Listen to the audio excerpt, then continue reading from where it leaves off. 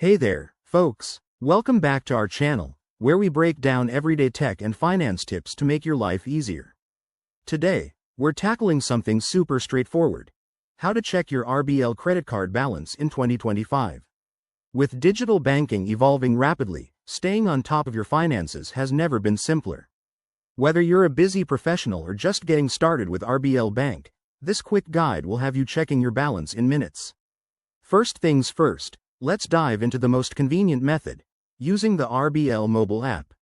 Start by downloading the latest version of the RBL app from your app store. Make sure it's updated for 2025 features.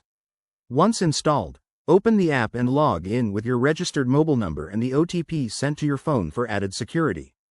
After logging in, navigate to the Cards section, select your credit card, and voila!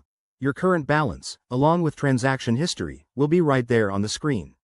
If you prefer the web route, head over to the official RBL Bank website. Look for the Login button at the top, enter your user ID and password, and verify with your OTP. Once you're in your dashboard, find the credit card section, and you'll see your balance displayed clearly. This method is perfect for when you're on a computer.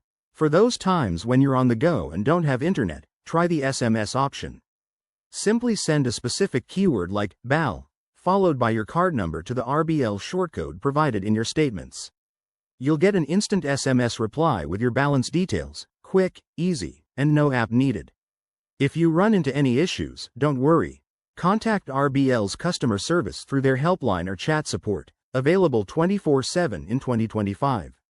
They can guide you through the process or help reset your login if needed. And there you have it. Checking your RBL credit card balance is a breeze.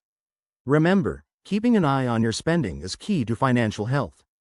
If this video helped you out, hit that like button, subscribe for more 2025 finance hacks, and drop a comment below if you have any questions. Thanks for watching, and see you in the next one.